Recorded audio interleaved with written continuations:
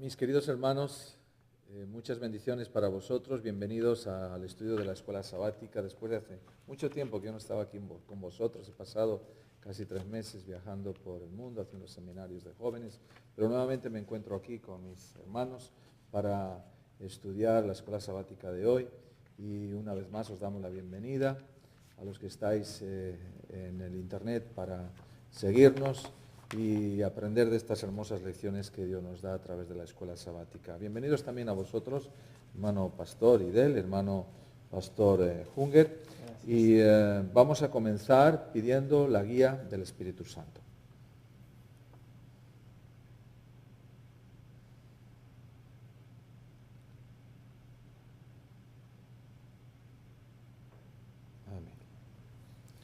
Bueno, la semana pasada pudimos estudiar cada uno en sus iglesias donde se encontraba un tema muy importante con relación a los pobres de espíritu. Estamos introduciéndonos en el estudio de las bienaventuranzas. Esas palabras tan hermosas, tan profundas que pronunciara Jesús en su discurso y que han servido de tanto consuelo a lo largo de la historia del cristianismo para tantas miles y miles de almas. Hoy siguen siendo palabras poderosas que están en vigencia y vamos a ver el significado de la segunda bienaventuranza que nos habla de llorar. Bienaventurados los que lloran, porque ellos recibirán consolación. Entonces queremos saber lo que significa esta bienaventuranza, porque aparentemente nos da a entender que se trata de cualquier persona que está llorando por cualquier problemita, ¿no? Pero no es así. Eso tiene un significado mucho más profundo y vamos a descubrirlo. Entramos en materia y vamos a la primera pregunta donde se nos habla en el subtítulo de llanto y limpieza. ¿Por qué razón debe llorar cada cristiano? ¿Cuál debe ser la motivación si es que tenemos que tener algún motivo para llorar? Hay mucho por lo cual debemos llorar. Hay un lloro que es de alegría. Cuando uno no ha visto un ser querido y luego pasan los años y lo vuelve a ver, uno llora de alegría. Debemos llorar como cristianos porque tenemos un Salvador y nos perdona nuestros pecados. Eso es un lloro también por el pecado, porque le hemos causado dolor a Dios. Hemos crucificado de nuevo a Jesús y gemimos en nuestro interior. Nos duele el haber pecado contra Dios. Así que lloramos porque hemos ofendido a Dios y lloramos porque Dios nos ha perdonado. Un lloro de alegría y un lloro de dolor. Y los dos, todo cristiano, participa de este lloro, y las Escrituras dicen que serán bienaventurados. La Biblia dice: el alma que pecare, esa morirá. Y lloramos porque queremos nacer de nuevo, queremos morir al pecado, al viejo hombre, a la vieja mujer, y queremos nacer de nuevo para Cristo. En principio el lloro o el llanto tiene connotaciones negativas. Cuando decimos lloró o estaba llorando, es algo que denota algo de carácter negativo, pero como hemos estado escuchando, también se puede llorar de alegría. Una emoción intensa, pues muchas veces se traduce en un llanto. Cuando el niño nace, claro, lo primero que hace es llorar. Y la madre llora y el padre llora de alegría. Pero Jesús aquí en estas bienaventuranzas está descifrando los pasos del cristiano. Tengo que sentirme pobre de espíritu, que no merezco nada, que estoy condenado a la muerte y lloro por mis pecados, y viene la consolación y el perdón de parte de Dios. Alabado sea su nombre. Esta es una relación exacta con el nacimiento. Todo bebé llora, y cuando nacemos de nuevo también tenemos que llorar. Bien, hay personas que también lloran, pero que su llanto no corresponde a una actitud buena, positiva, interior. Bueno, hay quien llora, el ladrón llora cuando lo cogen, pero esto es llorar por haber robado. ¿Y hay algún caso bíblico que podamos citar para ayudar a nuestros hermanos y amigos que nos están siguiendo desde internet, que pueda ilustrar ese llanto espurio, que no sería restaurador, que no sería positivo? Esaú que lloró porque había perdido la bendición y no alcanzó el perdón, no alcanzó la bendición. Muy diferente al lloro de David, que llora desde su interior, desde sus huesos. Tan melancólico era David por su pecado. Señor, porque tú me has perdonado mis pecados. Probablemente, pues también Faraón, cuando vio morir a su primogénito, derramó sus lágrimas. Pero no era un llanto de arrepentimiento, de haber ofendido a Dios. Y también, ¿quién más? Hubo personas que sintieron... Jacob, cuando se encuentra con Raquel, ha traspasado todo ese largo camino, desde la Palestina hasta Harán, y allí él ve a Raquel, le da un beso y llora. Y yo creo que ese es un resumen del matrimonio. El matrimonio es besarse y llorar. Lloran juntos. El uno porque le ofendió, el otro llora de alegría por lo bien que le salió el negocio, o cómo ha sido curado de su enfermedad, de besos y de lloros. Sí, hermano. Sí, aquí lo importante de nuestra lección nos trae el tema del arrepentimiento y la conversión. Y coloca, me gusta mucho cómo lo coloca aquí la sierva de Dios, cuando habla del tema de este lloro. Dice, cada pecado vuelve a herir a Jesús. Y al mirar a aquel a quien hemos traspasado, lloramos por los pecados que le produjeron angustia. Ahí está. Una tristeza tal nos inducirá a renunciar al pecado. Lloramos porque sentimos dolor, porque lo que está causando nuestros pecados al Señor Jesús, y porque amamos al Señor Jesús, como lo coloca aquí, es la obra del Espíritu Santo, porque amamos al Señor Jesús, no queremos afectar más nuestra relación con aquel que es nuestro Salvador, con aquel que ha dado su vida por mí, por mis pecados, por los pecados de todos nosotros. Y es por eso que, como me gusta también el texto que coloca aquí en el libro de Santiago, vuestra risa se convierte en lloro y vuestro gozo en tristeza. Lo que yo antes amabas, ahora no deseo más. Y lo que antes quizás no apreciaba, ahora aprecio. Yo aprecio al Señor Jesús, amo al Señor Jesús. Y aquellas cosas que antes para mí eran alegría, ahora para mí son tristeza, porque no quiero defraudar al Señor Jesús. Sí, también tendríamos que hacer énfasis en el hecho de que no siempre la persona que no llora no siente el verdadero arrepentimiento. Puede ser que no exista a lo mejor un llanto aparente, pero que en su corazón esté verdaderamente dolido. Esto es bastante difícil encontrar casos así, pero no siempre el llanto es indicativo, como ya se ha dicho, de verdadero arrepentimiento. Lo importante es que haya una actitud interior, en el que la persona se sienta verdaderamente dolida por haber ofendido al Señor. Y eso casi siempre se va a traslucir en llanto, porque es un dolor casi infrenable, es algo que no puedes contener, porque el dolor es tan grande, se siente uno tan pequeño por haber ofendido al Señor, que se traduce pues en un dolor exterior, ¿verdad? La Biblia dice que Raquel llora por sus niños, sí, como la pérdida de un hijo unigénito. Que nuestro lloro nos hace sentir el lloro de Dios. Tengamos en mente que Dios también llora. Dios tiene lágrimas. En cuanto a la pregunta número 2, ¿quién es la persona central del esclavo? En la vida de un esclavo, antes existía mucho más la esclavitud, no queremos decir que esté erradicada de nuestro mundo, lamentablemente, pero antiguamente se daba más la esclavitud. ¿Y quién es el centro de la vida de un esclavo?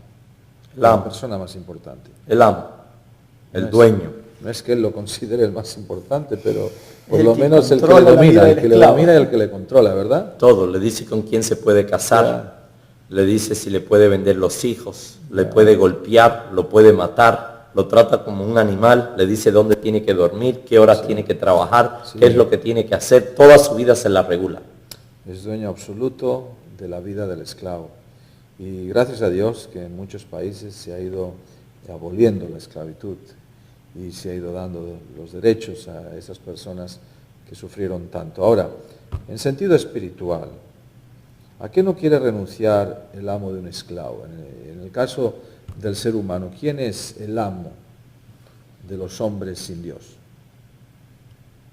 Bueno, la Escritura dice que el que hace pecado, esclavo del pecado. El primer punto quiero colocar. Y también el texto de Romanos dice, ¿no sabéis que si os sometéis a alguien como esclavos para obedecer, sois esclavos de aquel a quien obedecéis?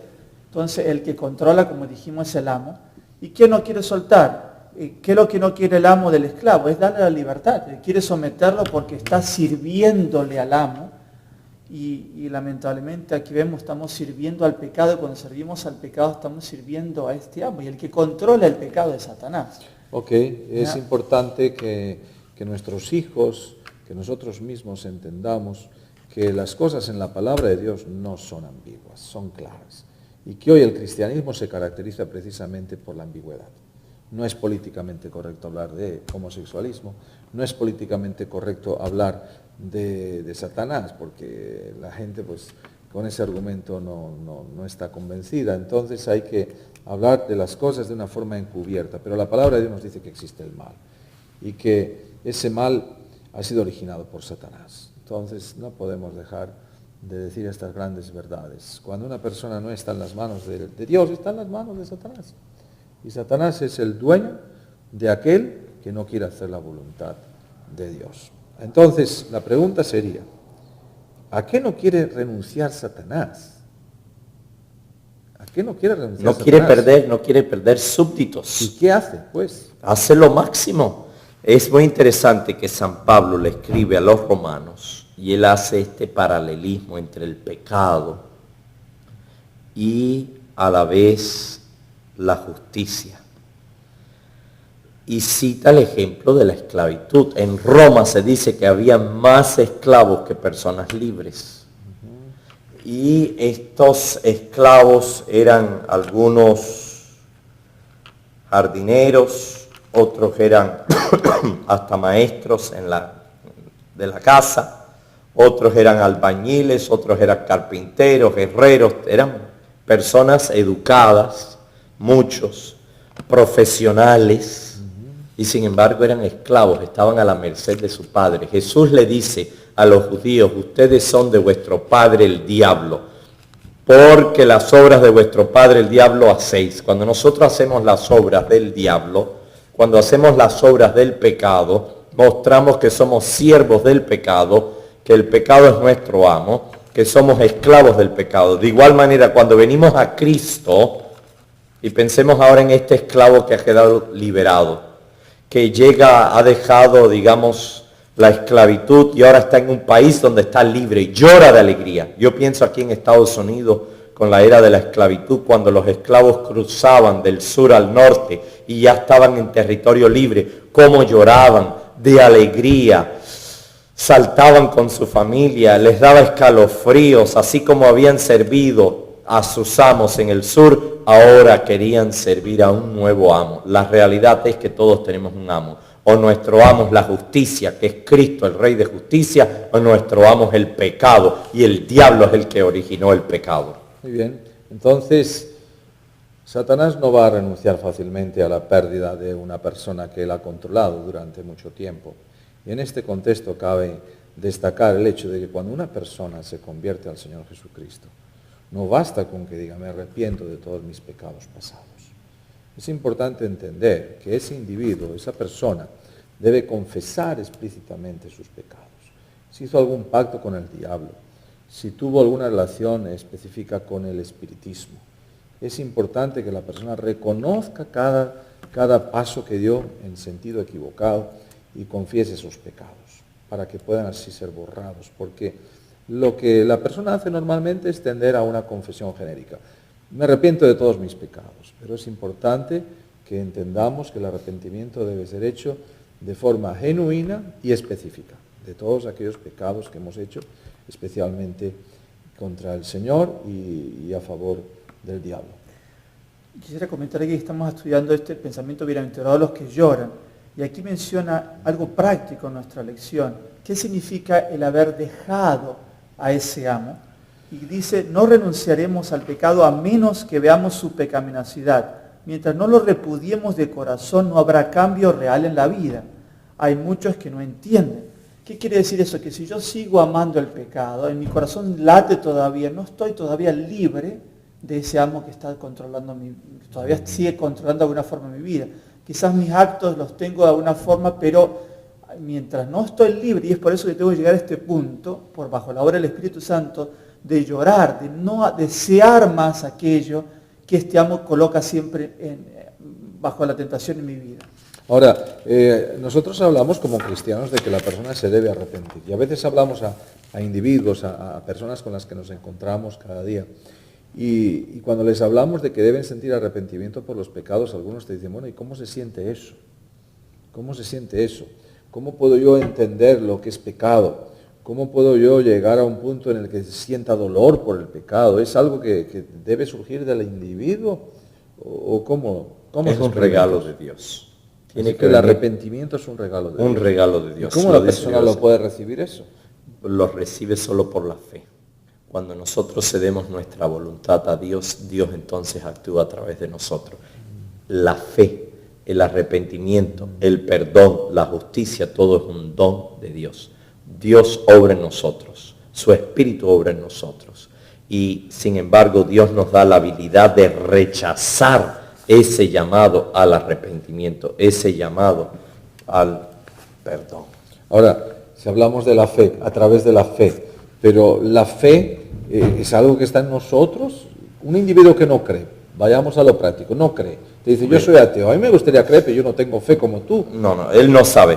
La Biblia dice que Dios le ha dado una medida de fe a todo hombre. No hay persona sobre la... Dios da a todos una medida de fe. Una medida de fe. A algunos le da poquito, a otros le da más grande. ¿Y qué es lo que hará que esa medida de fe se desarrolle? ¿Qué es lo que hace? Ejercitarlo, como todo. ¿Y eso de quién depende? Depende de nuestra colaboración con Dios. Dios es el que obra en nosotros, el querer como el hacer según su beneplácito. Dios es soberano.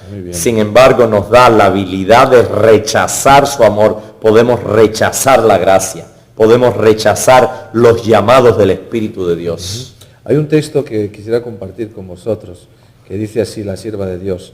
La fe es un don de Dios, pero la capacidad para desarrollarlo es nuestro.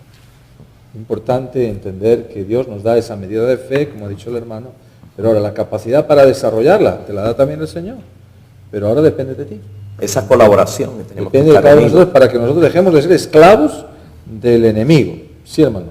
Sí, en el texto que tenemos aquí en la pregunta 3, en Isaías, hay menciona, yo habito en la altura y la santidad y en el quebrantado y humilde de espíritu. Los hermanos comentaron el rechazar, y lo opuesto a rechazar es aceptar. La obra de la salvación comienza con la sabiduría, con el comprender, y es algo que por eso dice que la fe viene del Señor también, de Dios. Pero ¿cómo hago yo? Si yo no abro mis oídos y mi mente para comprender, no voy a poder llegar a ese quebrantamiento, que es otra vez, es entregar mi corazón a Dios y abrirme totalmente y decir, Señor, comprendo y acepto lo que tú me das. Si yo no lo acepto, lo estoy rechazando. ¿Y cómo? No es que yo lo crea en mi mente, sino es la obra de Dios. Dios me da esa comprensión, esa sabiduría, para que yo llegue a este punto de llorar por mi pecado cuando yo me doy cuenta, he pecado, he hecho algo errado ante los ojos de Dios. Aquí hay unos textos muy importantes porque nos hablan de las cualidades que tienen que tener las personas que quieren vivir en gracia de Dios, recibir las bendiciones de Dios. Y aquí nos habla de humildad de espíritu, y también nos habla de vivir el espíritu de los humildes, es sinónimo, corazón de los quebrantados. ¿Qué significaría todo esto? Una persona humilde es una persona que viste con ropa sencilla, a veces con harapos, o que lleva el pelo así de enmarañado, que tiene una casa así bien pobre, que se le está cayendo el techo. ¿Qué significa una persona humilde?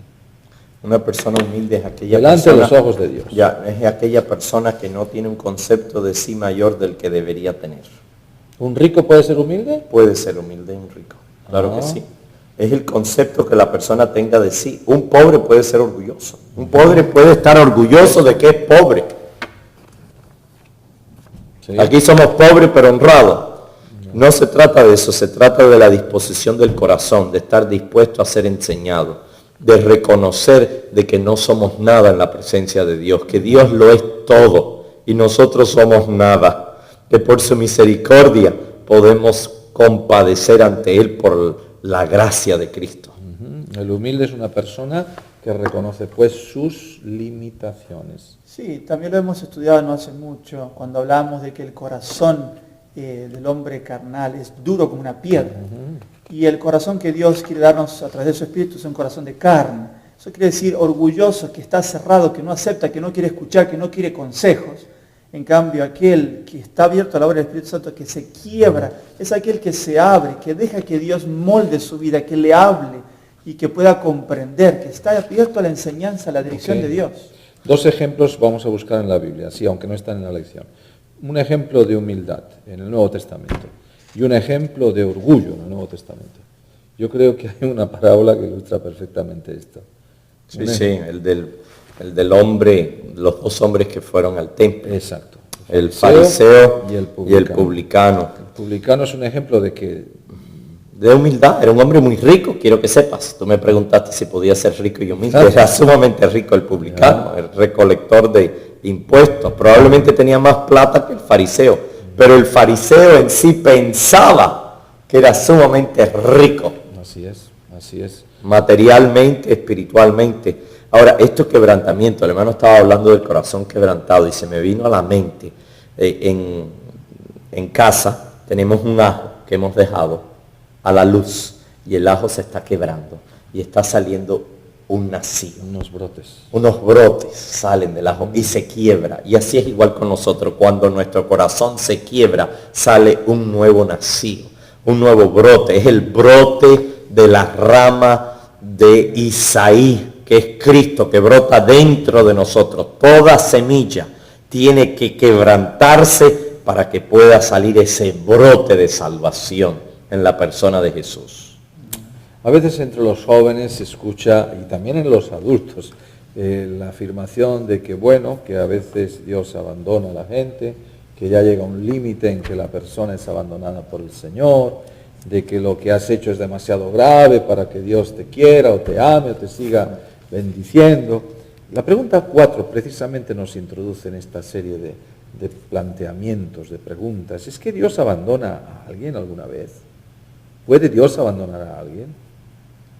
Nosotros somos los que abandonamos a Dios. Nosotros somos los que nos olvidamos de Él. Él cita el ejemplo: ¿podrá una madre olvidarse del niño al cual ha dado a luz? Exacto. Dice, es posible que se olvide. Yo recuerdo a mi esposa cuando las niñas estaban un poquito más pequeñas, recién nacían. Íbamos a un lugar y oía a algún niño llorar. Dice, ay, no lo soporto, no lo aguanto. No aguantaba oír a otros niños llorar. Estaba tan sensitiva amamantando a esa criatura que acababa de nacer. Y la niña se ponía a llorar y ella dice, ay, no lo aguanto. Yo sí lo podía aguantar, pero ella no lo aguanto. Así es Dios. Dios no lo aguanta.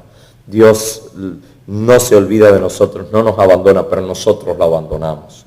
Imagínate la escena, hermano José, cuando llega Jesús a la tierra de los Gadarenos y ahí está con sus apóstoles. Y ahí vienen esos 2 demonios a atacarlo.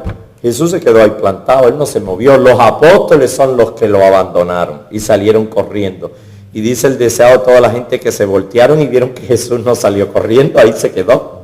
Cuando viene en el jardín del Getsemaní, esa gran muchedumbre, digamos unas 500 personas que vinieron a Jesús a tomarle, a prenderle.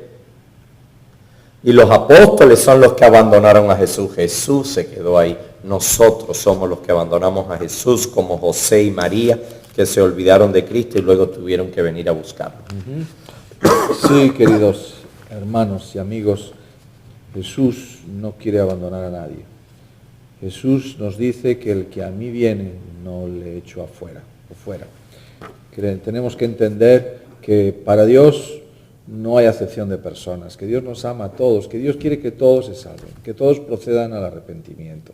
Puede ser muy grande nuestro pecado, puede haber sido muy grave lo que nosotros hemos hecho, pero si hay un quebrantamiento de corazón y hay una aceptación nuevamente de las normas de Dios, de las leyes de Dios, de un querer volver al camino de Dios, el Señor todo lo perdona. Nosotros sí que nos acordamos, pero Dios todo lo perdona si nosotros nos arrepentimos de corazón. Y es interesante, ya que el hermano citó la historia de aquellos 2 gadarenos, o uno, según el evangelista, esos gadarenos, dice la sierva de Dios, que cuando vieron a Jesús no pronunciaron palabra alguna de parte de ellos, que el Señor leyó en el interior de sus corazones y él vio cómo estaban subyugados por el poder de su amo, Satanás.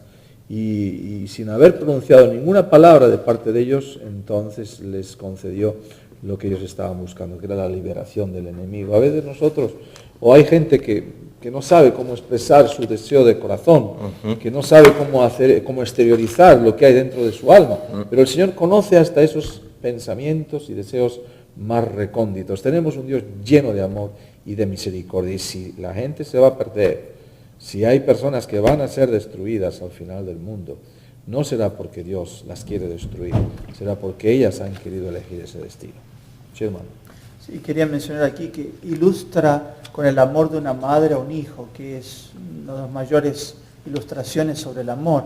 Pero sabemos también que tenemos aquí el amor divino, el amor ágape, donde Dios entregó todo, entregó a su hijo por aquellos que lo habían abandonado y dejado y no tenían ningún interés por Dios.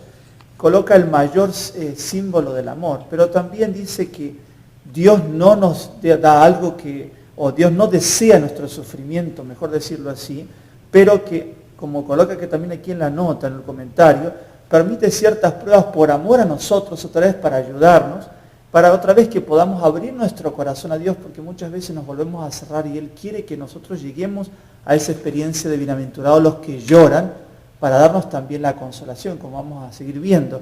Pero Él quiere que tengamos esa experiencia constantemente, con el que podamos abrir nuestro corazón para poder recibir más. Y Dios conoce todas las cosas y Él nunca desea nuestro mal, nuestro sufrimiento, nuestro dolor. Si dio aún más a Jesús, siendo que nosotros estábamos tan apartados y alejados y no tenía ninguna obligación con la humanidad. Esa es la mayor expresión de amor, el amor ágape, sin ningún interés, dar todo lo que podía.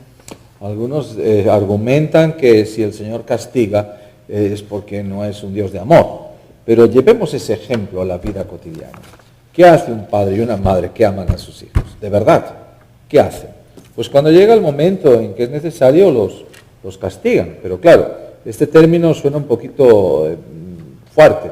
Hay que entender lo que significa el castigo. El castigo es pues un procedimiento que se practica para que la persona se corrija. Y por supuesto, si pensamos en un golpe, si pensamos a veces en todas esas cosas que hacen muchos padres desalmados, sin escrúpulos, que hieren a sus hijos y hasta los matan, entonces obviamente pues interpretamos que los castigos de Dios van en esa línea, y eso no es así. Yo comparo los castigos de Dios con una operación quirúrgica. Cuando el cirujano toma su bisturí, agrede ese cuerpo, corta.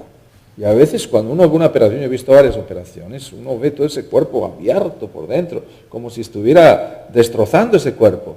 Pero después de haber sacado el tumor, después de haber de alguna manera curado lo que estaba en mal estado, pues esa persona es cosida, se recupera y entonces es curada.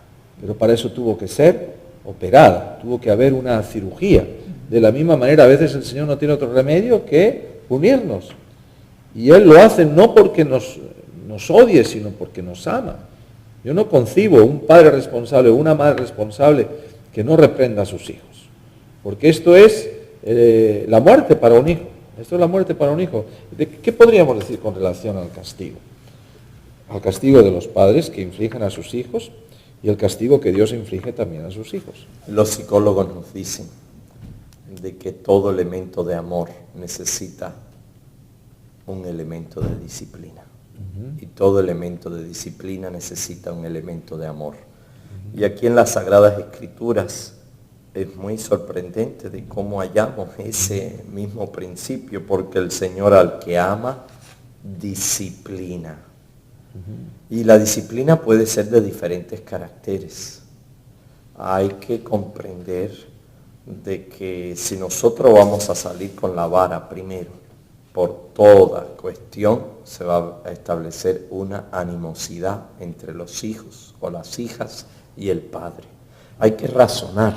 Ahora, en casa nosotros hemos usado el tiempo de poner a la niña, cuando ha hecho algo malo, lo que decimos en inglés time out, un tiempo fuera. La enviamos a la esquina, siéntese ahí mi niña y piense sobre lo que ha hecho. y le duele, comienza a llorar. El rincón de pensar. El rincón de pensar, muy bien, el rincón de pensar, pongámosle. Y la vara la hemos limitado a una abierta rebelión. Cuando un hijo se le revela a su padre, a pesar de que el padre le ha hablado, y le dice, no, pues no lo voy a hacer. No lo voy a hacer porque no es tu derecho. Y ahí necesita un castigo mucho mayor, porque eso es rebelión abierta. Y la rebelión en un niño luego se convierte en la rebelión, vamos más atrás, la rebelión en un pequeño se convierte en una rebelión de un niño, luego se convierte en una rebelión de un adolescente y luego de un adulto, y esos son los revolucionarios que causan muerte en el día de mañana. Sí, entendemos que pues la disciplina se debe dar desde el momento que la persona comienza a ser gestada. Ahí comienza la disciplina, ejerciéndola la mamá, y después cuando nacen los niños automáticamente pues hay que enderezar el arbolito cuando es pequeño. Ya cuando crecen no se puede enderezar. Es difícil, ¿verdad? Es en el imposible. sentido espiritual ocurre lo mismo, ¿verdad? Sí. En el sentido espiritual el Señor nos ama y nos corrige, el Señor nos ama y nos disciplina. Y es todo amor, pero hay momentos de disciplina, que Él usa diferentes instrumentos, así como nosotros usamos el rincón del pensar, Él usa la aflicción, Él usa la enfermedad, Él usa el fracaso financiero, Él usa los problemas interfamiliares, los problemas interpersonales, todo eso Él lo permite para refinar nuestro carácter. Sí, es duro verse oprimido, dice la sierva de Dios, sobre la rueda del esmeril, y mientras nos escuadran, cincelan, pulen y brullen, el proceso resulta penoso, pero salimos preparados para ocupar un lugar en las cortes celestiales. Y es importante, hermano José, de cómo la Biblia dice que no somos bastardos. Bastardo es un niño ilegítimo. A un niño legítimo. El que es legítimo, el papá está en casa, la mamá está en casa y lo va a cuidar. Aquel que es ilegítimo anda regado, no tiene papá, no tiene mamá, en ese sentido. Y nosotros tenemos un Padre Celestial que se preocupa por nosotros. Sí, creo que es importante en esta lección, queridos hermanos, que miremos a Dios de esa manera. Es importante estudiar los atributos de Dios. ¿Cuánto tiempo pasamos estudiando los atributos de Dios? Eso es vital para tener una vida de fe sana, una vida de fe próspera, fructífera, que nos dé paz al alma. Porque si la fe no nos da paz al alma, no nos da equilibrio, no nos da seguridad, de nada sirve. Y una de las cosas que más paz y prosperidad espiritual nos va a otorgar precisamente es estudiar el carácter de nuestro Padre. Conociendo el carácter de nuestro Padre podemos vivir de una manera mucho más confiada. Si un niñito conoce bien a su papá, pueden decirle lo que quieran de su papá, pero él siempre va a decir, no, mi papá ha cumplido su palabra siempre y él me va a premiar por esto, o él no va a hacer tal cosa, él no me va a abandonar, él no va a abandonar a mi mamá. ¿Por qué? Porque el niño conoce por experiencia personal cómo es el papá. De la misma manera, un cristiano tiene que aprender a conocer a su Padre Celestial, porque es solamente conociendo los atributos de Dios como podemos entender la manera de ser de Dios. Y Dios nunca nos va a abandonar, porque es Dios de amor y de misericordia. Por lo tanto, las cosas negativas que nos pueden pasar en la vida, la aflicción, las penas, el descontento, todas esas cosas tienen una finalidad, y es la de formarnos, la de formar nuestro carácter y ayudarnos a entender que el Señor quiere que seamos felices. Quiero mencionar lo que dice aquí la Escritura, que parece ser muchas veces la disciplina no una causa de gozo, pero después da fruto apacible de justicia a los que han sido ejercitados. Y es verdad, si lo vemos con nuestra experiencia con los niños. Pero dice también, bienaventurado el hombre a quien Dios castiga, y lo amplía esa comprensión de castigo y dice, por tanto no menosprecies la corrección. Que esa corrección ha sido para educación, ha sido Amén. para traer ese fruto de justicia, no con el propósito de que sienta dolor y porque yo lo odio, no, justamente lo opuesto, yo quiero ayudar a que él se desarrolle, a que comprenda cuál es la voluntad de Dios. Y bienaventurado, tal cual como nuestra lección lo dice, dichoso, feliz, el que llora por sus pecados, por su dolor, pero también aquel que tiene que recibir esa corrección de Dios. Muy bien, ya el tiempo se nos fue, Pero quisiéramos terminar por lo menos con la última pregunta, que está bajo el subtítulo Verdadero Consuelo, porque creo que es importante para nuestra vida de fe. La religión, la fe, vamos a hablar de la fe, debe ser eminentemente práctica. De nada nos sirve toda la teoría que podamos acumular en relación a la Biblia si nosotros no tenemos una fe práctica, una fe que nos sirva diariamente, en el hogar, en el trabajo, en el día a día. Entonces, cuando hablamos de la octava pregunta, nos introducimos en un mundo maravilloso. Fijaros bien lo que dice. ¿Qué hace posible que el Salvador consuele a los que lloran? ¿Por qué hace eso el Salvador? Tú lo has dicho, la fe, el arrepentimiento, hacen posible de que Dios pueda obrar. Nuestra imposibilidad es la oportunidad de Dios, es la posibilidad de Dios.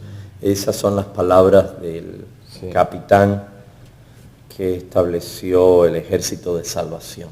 Cuando tú te halles imposibilitado, es cuando Dios puede obrar. Ese texto aparece en los testimonios también, diciendo nuestra necesidad es la oportunidad de Dios. Sí, esa es de parte del ser humano, que abra su corazón, que se quebrante. Y como hemos mencionado en la lección, la pregunta 7 y 8 está muy unida. Habla de la experiencia de Jesús, que Él conoció todo su sufrimiento, Él cargó sobre sí nuestros sufrimientos, los consecuencias de nuestros errores lo cargó sobre sí. ¿Por qué? Como lo dice aquí la nota, para mostrarnos el amor y para mostrarnos esa gracia especial para los que lloran. Dios lo hizo todo y el Señor Jesús lo cargó porque sí quiere demostrarnos que Él desea darnos ese consuelo. Y lo hizo porque Él lo cargó sobre sí, lo hizo por mí, por ti. Y quiere que tengamos ese consuelo también para compartir con otros, para que otros puedan tener esa alegría, volver a tener la alegría, pero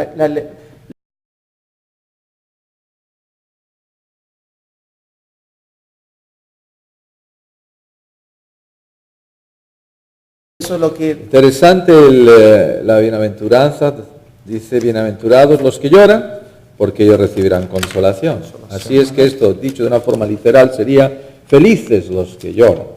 Aparentemente es contradictorio, ¿no? Es una paradoja, pero no es así. Es decir, cuando uno está llorando por haber ofendido a Dios, resulta que el Señor le bendice, le compensa, le perdona, lo restaura. Así es que enseñanza práctica de esta lección sería que vayamos a los pies de Jesús, con un corazón quebrantado, con un deseo de hacer la voluntad de Dios nuevamente. Y esa consolación implica la presencia del Espíritu Santo. Es el Espíritu Santo el que nos consuela. Jesús dijo, yo os enviaré otro consolador. Jesús es un consolador y el Espíritu Santo es el otro. Y es el Espíritu de Cristo el que nos trae una verdadera consolación que nadie nos las puede quitar. Cuando estamos en el pecado del error, nuestra tendencia es de justificar hacia afuera, pero nuestra conciencia no nos deja tranquilos.